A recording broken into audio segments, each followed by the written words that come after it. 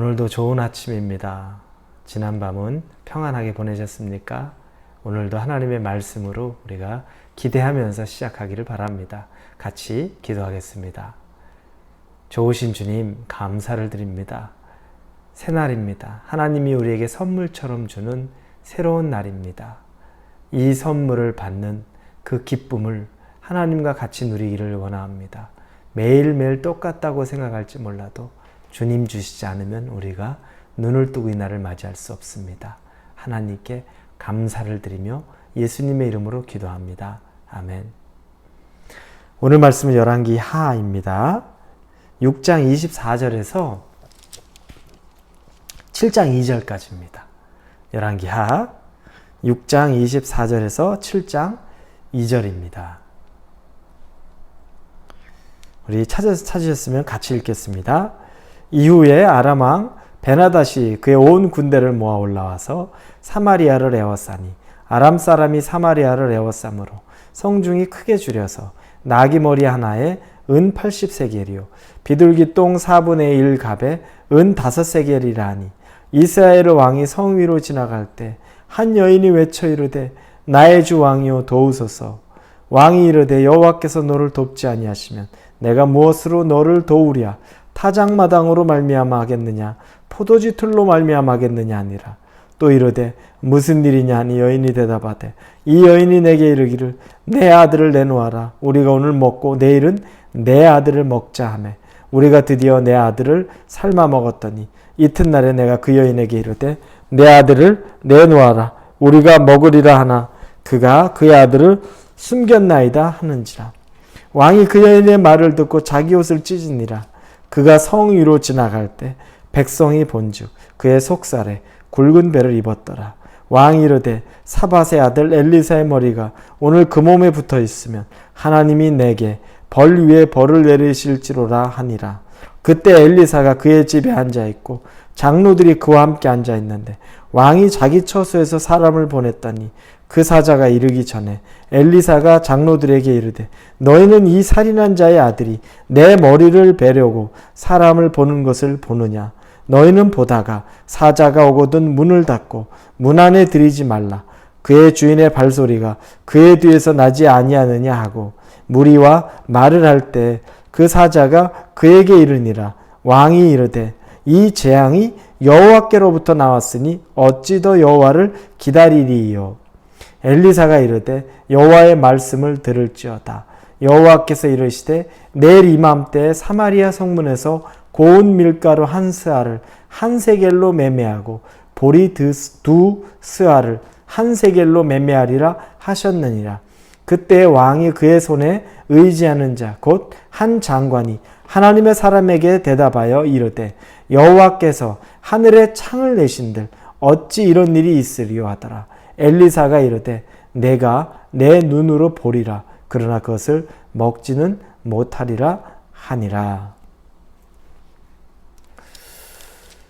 우리의 믿음을 생각할 때 내 수준에서 갖는 믿음, 하나님을 믿는다는 것을 내 수준에서만 하나님을 여기는 것, 그건 여러분 죄입니다. 하나님은 우리랑 수준이 같지 않죠. 그런데 내가 하나님을 이해하지 못하는 건 당연해요. 작은 곤충, 개미나 이런 곤충들이 어떻게 사람을 이해합니까?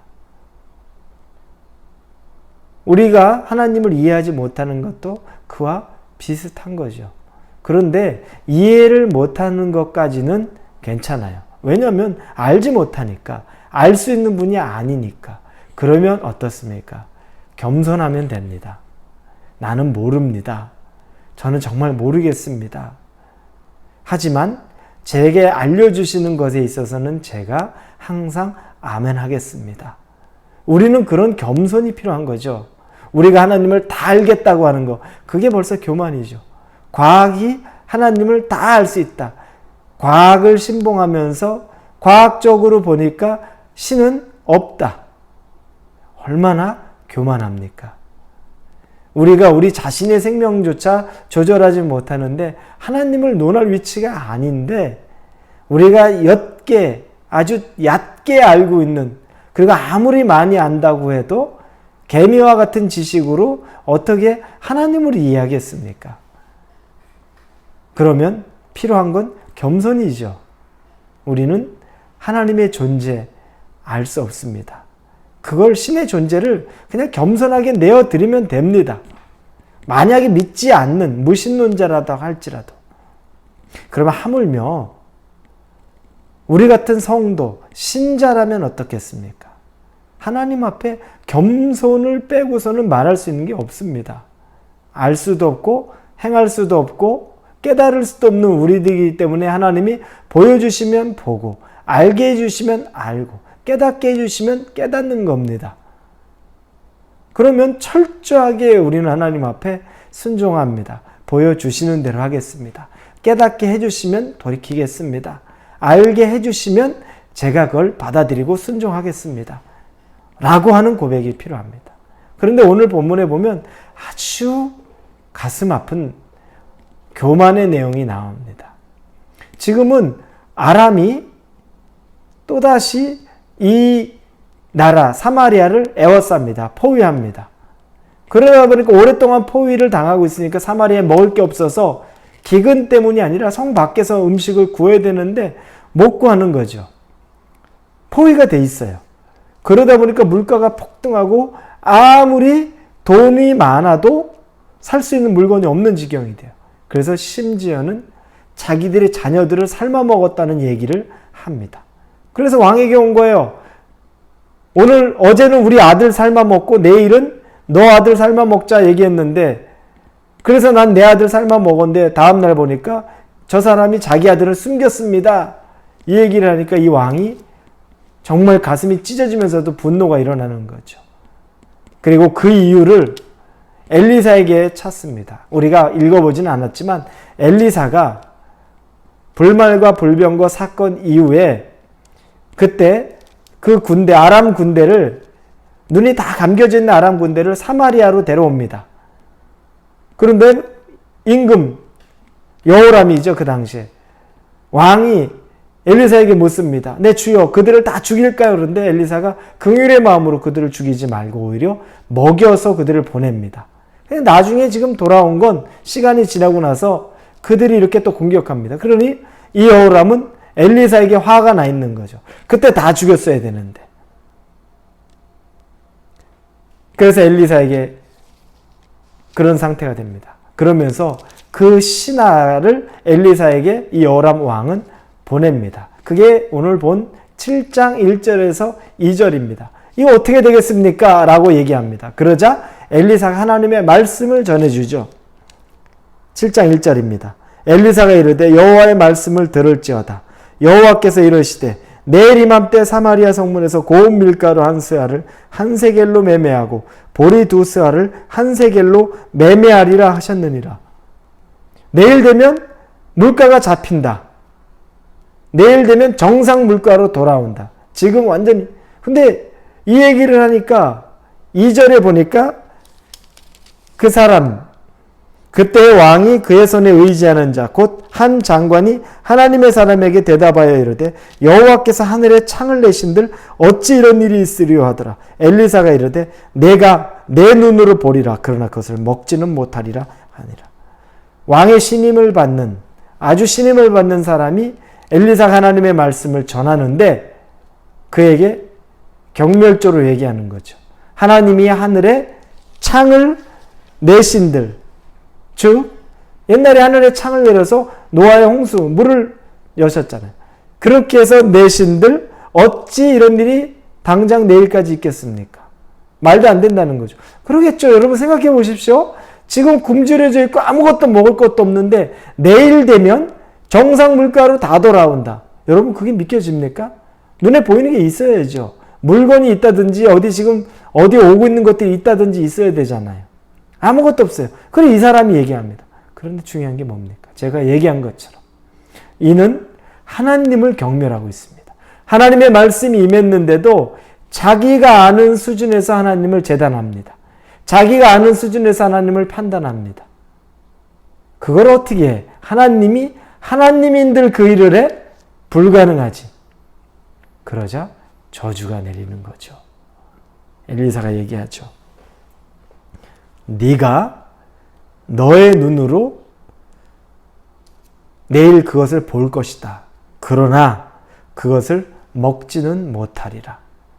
너 두 눈 똑똑히 내가 했던 걸 내일 보게 될 거야. 그런데 그 음식들은 지금 이 먹을 것 없는 이런 참혹한 현실에 있는 그 음식들 너는 절대 먹지 못한다. 이 말은 우리가 읽지 않았지만 뒷절에 나오는데 아람 군대가 갑자기 소스라치면서 그들이 떠납니다.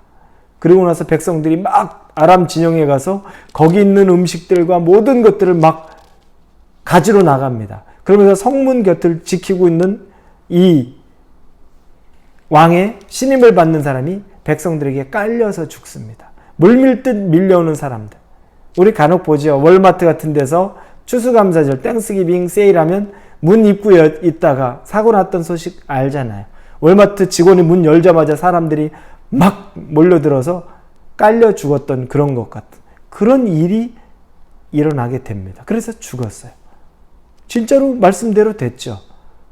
물건들이 음식들이 정상 물가로 이제 풍요롭게 막 다 놓여져 있는 게 봤는데 먹지 못하고 죽는 사람이 되었던 겁니다. 여러분 어떻습니까? 내가 알지 못한다고 하나님이 안 계십니까? 우리는 하나님 앞에 철저하게 낮아지고 겸손입니다. 우리는 하나님을 모르기 때문에 그분의 능력치에 모든 것을 우리는 알 수 없기 때문에 완전히 겸손해짐으로 그분이 말씀하시는 것에 예 맞습니다. 그렇게 될 것을 믿습니다라는 것을 그 믿습니다라는 믿음만 우리에게 필요한 겁니다. 만약 이 신하가 엘리사가 그렇게 얘기했을 때 아멘 하나님께 영광을 돌립니다. 당장 내일 그렇게 될 줄로 믿습니다. 그 말 한마디만 했으면 이 사람은 얼마나 큰 재물을 또 그가 가질 수 있었겠습니까? 우리의 불신앙이 하나님에게 죄가 됩니다. 여러분의 불신앙이 하나님에게는 죄가 되는 겁니다. 하나님이 우리를 보실 때 죄라고 여기는 겁니다. 그걸 간단하게 생각하지 마십시오.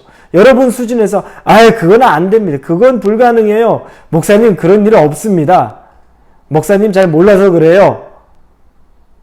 여러분 그런 일 없다. 하나님은 당신이 원하시면 다 하실 수 있는 분입니다. 여러분의 삶도 제한하지 마십시오. 오늘 하루를 사시면서 여러분이 불가능하다고 생각하시는 것 제한하지 마십시오. 하나님이 어떻게 하시는지 믿음으로 바라보십시오. 경험하십시오. 그리고 이런 비참한 최후를 맞는 왕의 신하와 같은 자가 되지 마시고 믿음으로 엘리사처럼 여호와의 말씀이니라라고 강하게 믿는 믿음, 누구에게도 선포할 수 있는 그 믿음으로 미리 선포해 보십시오. 하나님이 여러분과 함께 하십니까? 여러분에게 확신을 주셨습니까? 선포해 보십시오. 그리고 살아계신 하나님을 경험하고 누려보십시오. 얼마나 우리가 앞으로 누릴 게 많습니까? 하나님이 우리에게 얼마나 많은 것을 보여주겠습니까? 우리의 믿음의 분량만큼 받는 것입니다. 여러분의 믿음의 분량이 있는 그만큼 얻는 것입니다.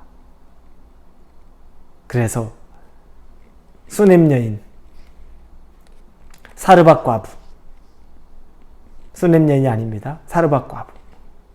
이런 사람들 나중에 먹을 것 없었을 때 어떤 일이 있었습니까?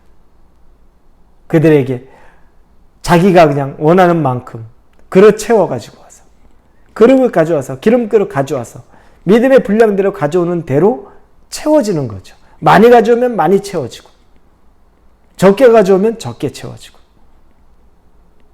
우리에게도 우리의 믿음의 분량을 이야기합니다. 여러분, 여러분의 믿음의 분량을 크게 넓히십시오. 그리고 하나님을 기대하십시오. 왜냐? 하나님은 지금도 살아계십니다. 살아계신 하나님이 여러분과 함께 계십니다. 꼭 믿으시고 오늘 하루를 큰 믿음으로 사시기를 주님의 이름으로 축원합니다. 기도합니다. 아버지 감사합니다. 믿음의 분량이 커지기를 원합니다. 너무 쪼그라들어 있는 내 마음, 너무 작아져 있는 내 마음을 넓혀 주시옵소서. 크게 해 주시옵소서. 그리고 넓힌 만큼 부어 주시옵소서. 그리고 그 하나님을 경험케 해 주시옵소서. 그래서 믿음이라면 둘째가 서러울 정도로 큰 믿음의 사람이 되도록 하나님 함께 해 주옵소서. 예수님 이름으로 기도합니다. 아멘.